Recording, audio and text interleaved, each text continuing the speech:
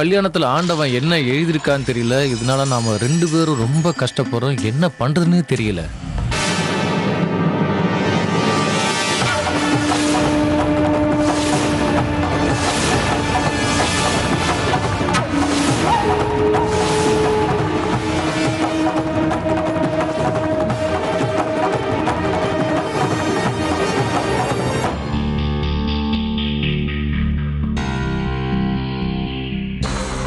இன்னைக்கு வெளியில என்ன கூத்தடிச்சிட்டு வந்தேன்னு தங்கச்சிக்கிட்ட சொல்லிட்டு இருக்கியா?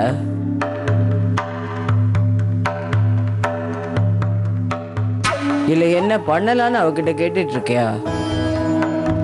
இப்படி தேவையில்லாம 2 பேரும் பேசிக்கிட்டே இருந்தீங்கன்னா எப்படி உங்க மேல எனக்கு நம்பிக்கை வரும்?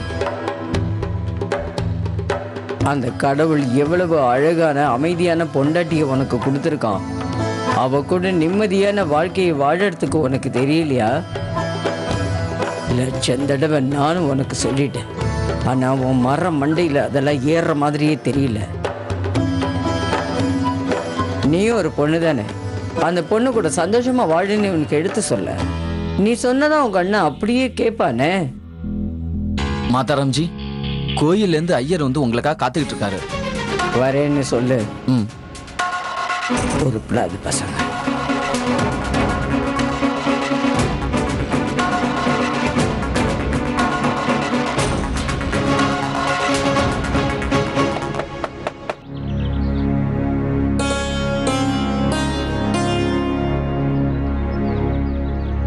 அடடா அப்பா, நீங்களா?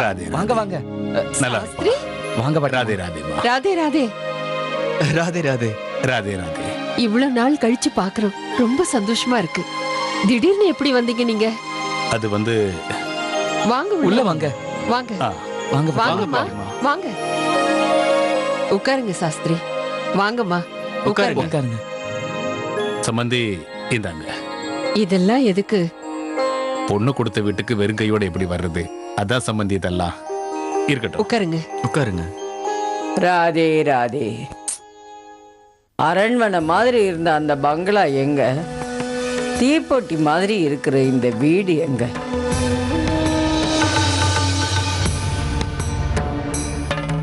உங்க எல்லாருக்குமே இங்க இருக்கிறதுக்கு ரொம்ப கஷ்டமா இருக்கும்ல? ஆமா பாட்டிமா, வீடு தான் சின்னது. ஆனா எங்க கிட்ட அன்பு நிறைய இருக்கு. ஆமா, உங்க முட்டி வலி இப்ப எப்படி இருக்குமா? சனியம் பிடிச்ச இந்த முட்டி வலி வந்து என் உயிரை எடுக்காதது தான் பாக்கி. மற்ற என்னென்ன செய்யணுமோ எல்லாத்தையும் செய்யுது. எத்தனை மருந்து சாப்பிட்றது, எத்தனை நாள் சாப்பிட்றது? ஒரு பிரயோஜனமுமே இல்லை. அம்மா, இவ்வளவு வயசுக்கு மேல எதுக்கு மருந்தெல்லாம்? அந்த கடவுள்கிட்ட போறதுக்கு வழிய வேண்டிக்குங்க. வேலை வந்ததுன்னா போக வேண்டியதான்னு பெரியவங்க சொல்லுவாங்கல்ல, அது உங்களுக்கு தெரியாதான்னு? வாசு, போய் அவங்களுக்கு காஃபி டிஃபன் ஏற்பாடு பண்ணு. இதோ இப்ப போறேன்.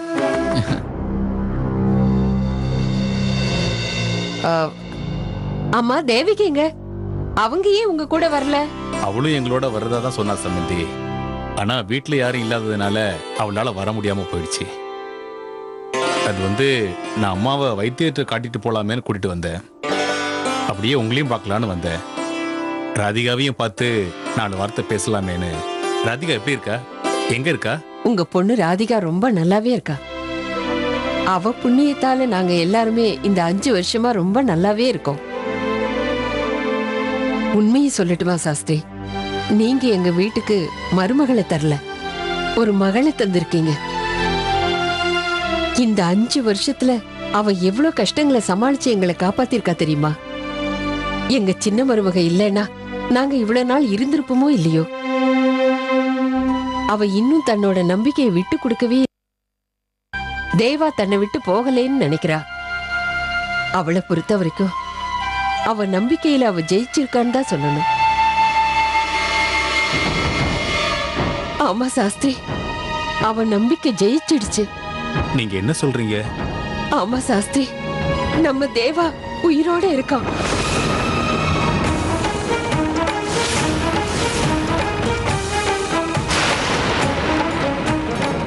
அதுவும் இந்த ஊர்லயே இருக்கான்.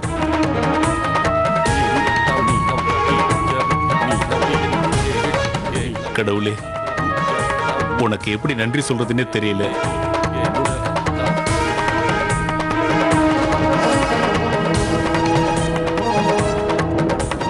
மாப்பிள்ளை இப்ப எங்க இருக்காரு சம்பந்தி? நீங்கெல்லாம் ஏன் இன்னும் ஆக்ராவிலே இருக்கீங்க? நீங்க எல்லாரும் குடும்பத்தோட இப்ப டெல்லியில தானே இருந்திருக்கணும் சம்பந்தி. இப்ப தேவா மாப்பிள்ளை எங்க இருக்காரு? 5 வருஷம் முழுசா முடிய இன்னும் 2 நாள் தானே பாக்கி இருக்கு சம்பந்தி. சுசில் அர்ஜுன மகா பண்டிதர் ஆக்குறதுக்கு இப்பவே தயார் பண்ணிக்கிட்டு இருக்காரு. எங்களையும் அதுக்கு கூப்பிட்டுருக்காரு. கண்டிப்பா வாங்கன்னு சொல்லி அதுக்கு உண்டான செலவையும் அவரே தரேன்னு சொல்லியிருக்காரு. சொல்லுங்கம்மா, இப்ப நம்ம தேவா மாப்பிள்ளை எங்க இருக்காரு? சொல்லுங்கம்மா.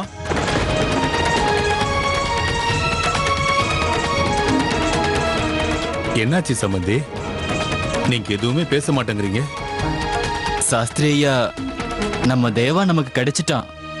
ஆனா ஆனா அவனுக்கு பழசு எதுவுமே ஞாபகம் இல்லை. அவனுக்கு அவனை பத்தி ஞாபகம் இல்ல, நம்மளை பத்தி எதுவும் ஞாபகம் இல்ல. என்ன?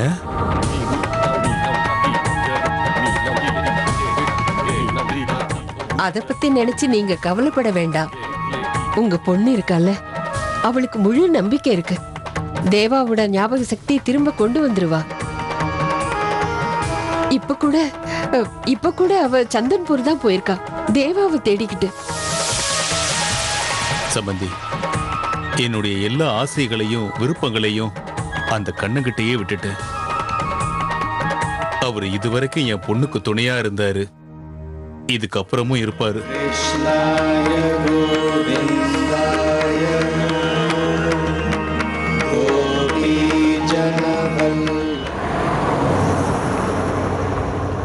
இன்னும் கொஞ்ச நேரத்துல நான் சந்தன்பூர் போயிடுவேன்.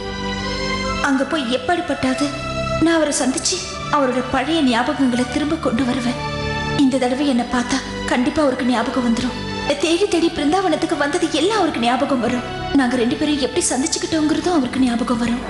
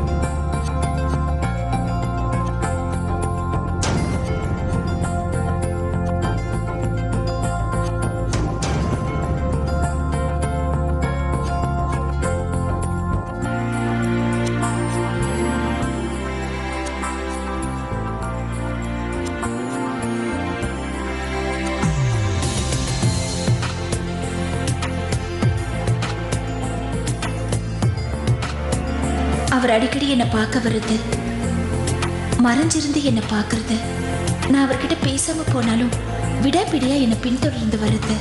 அந்த நினைவுகளை நான் திரும்ப கொண்டு வருவேன்.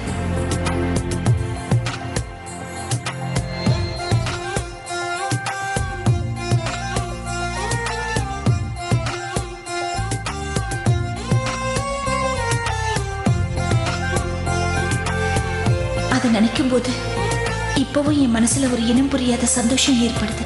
தீபாவளி ராத்திரி அன்னைக்கு அவர் என்ன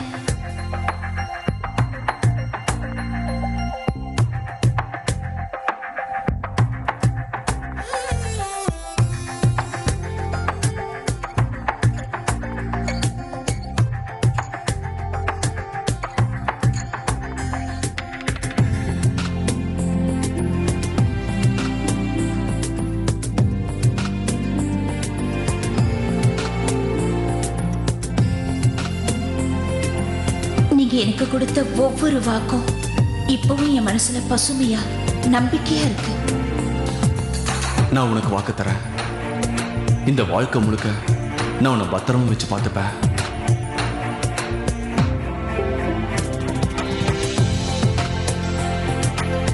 இப்பவும் எனக்கு அசைக்க முடியாத நம்பிக்கை இருக்கு.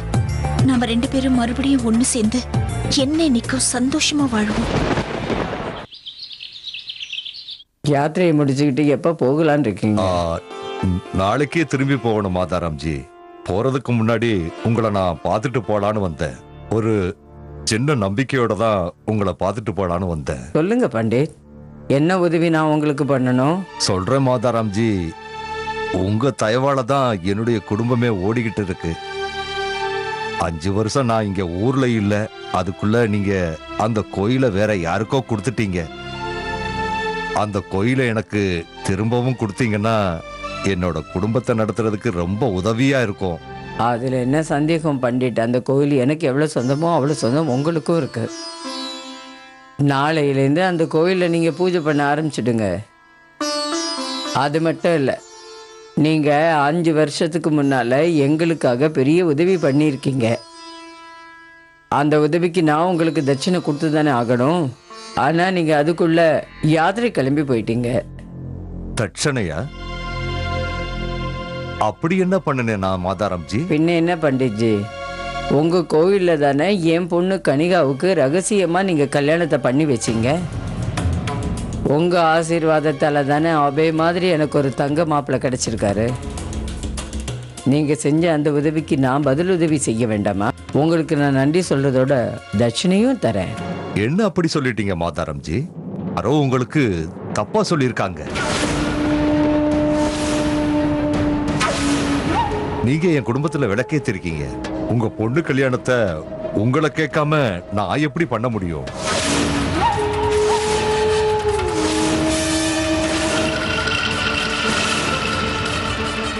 ஏன் இப்படி கல் மாதிரி அப்படியே நிற்கிற? கேட்குறல, பதில் சொல்லு. எப்போ, எங்கே, எப்படி உன் கல்யாணம் நடந்தது? அது வந்துமா, கொஞ்ச நாளைக்கு முன்னால டீலேவால கோவில்ல நானும் அபையும் ரகசியமா கல்யாணம் பண்ணிட்டோம்.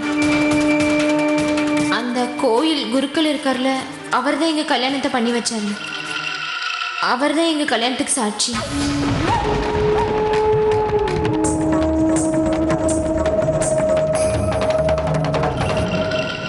நீங்கள் நிம்மதியாக போங்க பண்டிட், நான் உங்களுக்கு அந்த உதவியை செய்கிறேன்.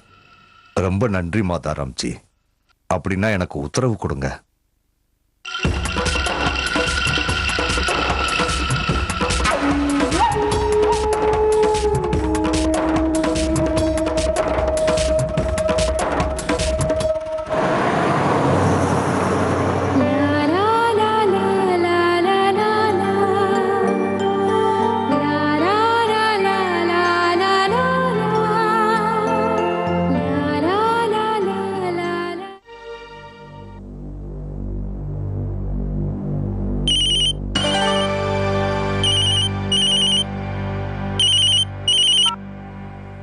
ஹலோ பாஸ், ஒரு பொண்ணை பத்திரமா பாத்துக்கோன்னு எங்க கிட்ட சொன்னீங்கல்ல, அவ எங்களை ஏமாத்தி இங்க இருந்து தப்பிச்சு ஓடிட்டா. என்னது? என்னடா வேலை செய்றீங்க? ஒரு பொண்ணை கூட உங்களால பாத்துக்க முடியலையா? தப்பிச்சு போயிட்டான்னு சொல்றீங்க, வந்தனா உங்களை கொன்னுடுவேன். அவ சந்தர்ப்பூருக்கு தான் போயிருப்பா. உங்களுக்கு உயிர் மேல ஆசை இருந்தா ஒழுங்கு மரியாதை அவளை போய் தேடுங்க. அவளை பிடிச்சி என் முன்னால கொண்டு வந்து நிறுத்துங்க. புரியுதா இல்லையாடா? சரிங்க பாஸ், பண்ணிடுறேன்.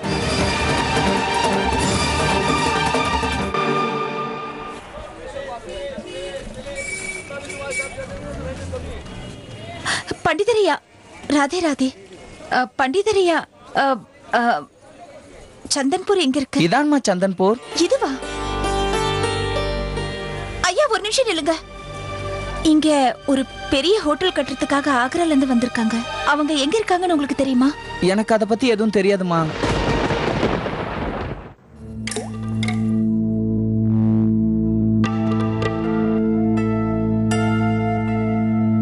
Cheers friends. Cheers. Cheers.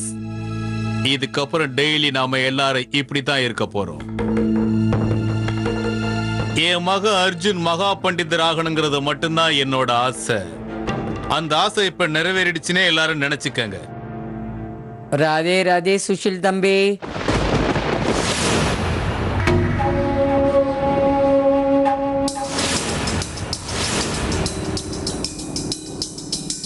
நான் வரக்கூடாத நேரத்தில் வந்துட்டேனோ என்னவோ. ஏய் பங்கஜ், இவங்க எல்லாரையும் நம்ம கெஸ்ட் ரூம்ல கொண்டு போய் உட்காரவே. போங்க, அம்மா கிட்ட ஒரு முக்கியமான விஷயம் பேச. பரவாயில்ல, இட்ஸ் ஓகே. Okay okay. போங்க வாங்க ஐயா, போங்க, வாங்க. உள்ள போய் உட்காருங்க. வாங்க உட்காருங்கம்மா, உட்காருங்க.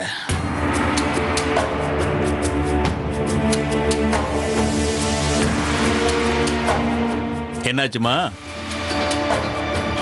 இவ்வளவு ஆச்சரியமா நீங்க என்ன எதுக்காக பாக்குறீங்க? நான் இப்ப சொல்ல போற விஷயத்தை நீங்க கேட்டீங்கன்னா சுசில் தம்பி நீங்க ஆச்சரியப்படுவீங்க. தேவையில்லாம விடுகதையெல்லாம் சொல்லாதீங்க. எதுவா இருந்தாலும் நேரடியா சொல்லுங்க. நேரடியா சொல்லதான் நேரா வந்தேன் சுசில் தம்பி. அர்ஜுனுக்கு மகா பண்டிதர் பதவி பட்டம் கட்டணுங்கிற ஆசைய விட்டுடுங்க.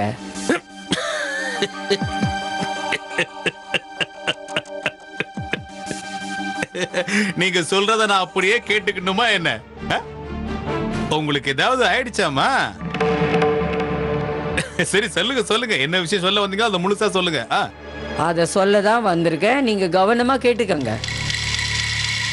உண்மையான மகா பண்டிதர் திரும்பி வரப்போறான். அவன் இப்ப சந்தன்பூர்ல தான் இருக்கான்.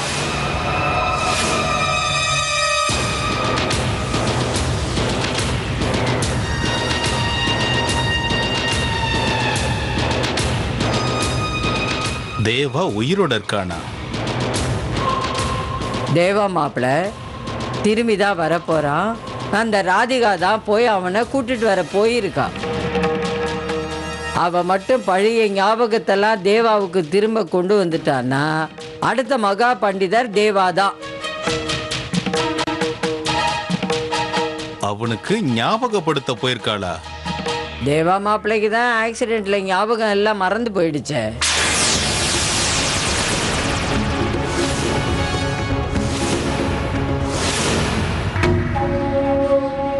இந்த விஷயம் தெரிஞ்ச உடனே யோசிச்சு யோசிச்சு ரொம்ப களைச்சு போயிட்ட சுஷில் தம்பி. ஷோ கடவுளே, அந்த தேவாவுக்கு பழைய ஞாபகம் எல்லாம் திரும்பி வந்துருச்சுன்னா, அதுவும் அந்த ராதிகா தன்னோட முயற்சியில ஜெயிச்சிட்டான்னா, அதுக்கப்புறம் உங்களுக்கும் பெரிய பிரச்சனை எல்லாம் வந்துரும்ல சுசில், பார்த்துக்கங்க. அதுக்கப்புறம் மகா பண்டிதர் பதவி, அந்த வார்த்தைய நீங்க உங்க வாயால சொல்லவே முடியாது.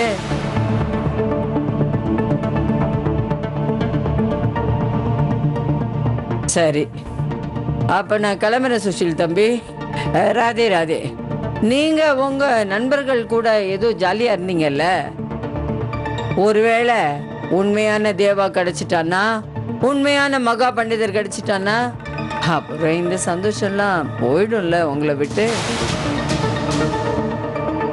அது வரைக்கும் நீங்க சந்தோஷமா இருந்துக்கங்க. ராதே ராதே.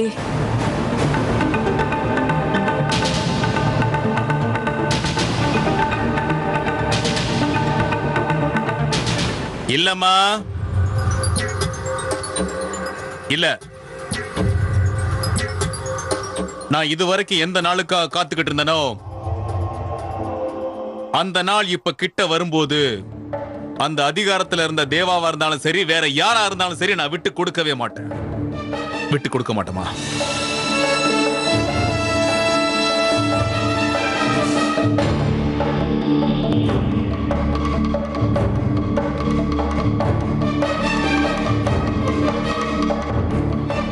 ஹலோ, தேவா இப்ப உயிரோட இருக்கானா?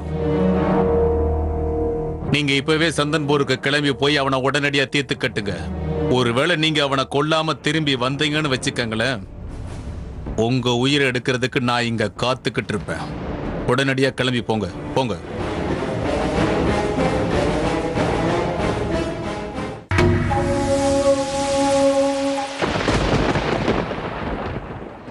நான்